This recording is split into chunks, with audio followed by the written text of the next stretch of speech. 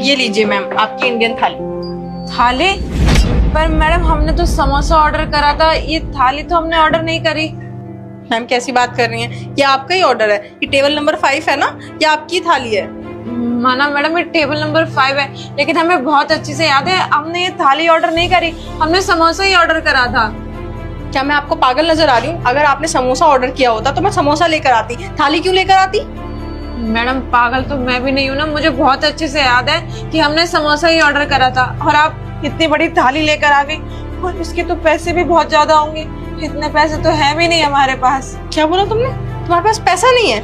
अगर तुम्हारे पास bill pay करने के लिए पैसे नहीं है तो तुम इतने बड़े रेस्टोरेंट में आकर बैठी क्यों हो? तुमने ऑर्डर क्यों दिया? मैडम हमने तो समोसा ऑर्डर करा था, उतना पैसा था कि हम समोसे के लिए पैसे दे सकते थे, लेकिन आप ये थाली लेकर आ गई और आप उल्टा सीधा सुनाई जा रही है हमको। हम कह रहे हैं आपसे कि हमने समोसा ऑर्डर करा था। तुम थोड़ी सी पागल वागल हो क्या? तुम गरीब लोग पागल भी होते हो क्या गरीब के साथ साथ? तुम्हें एक बार में समझ में नहीं आ रहा? तुमने थाली ही ऑर्डर करी थी, इसलिए तुम्हारे टेबल पे थाली आई है। आया समझ में?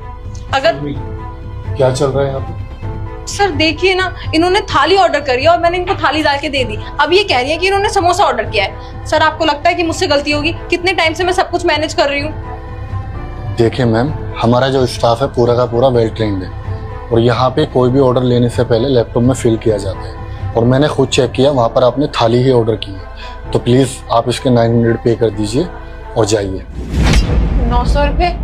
पर साहब मेरे पास इतने ज्यादा पैसे तो है नहीं, और मुझे बहुत अच्छे से याद है कि मैंने समोसा ही ऑर्डर करा था। हम मुझे नहीं पता कि आपका स्टाफ कैसे काम करता है कैसे नहीं। 900 रुपए? तो हमारे पास तो इतने पैसे है नहीं।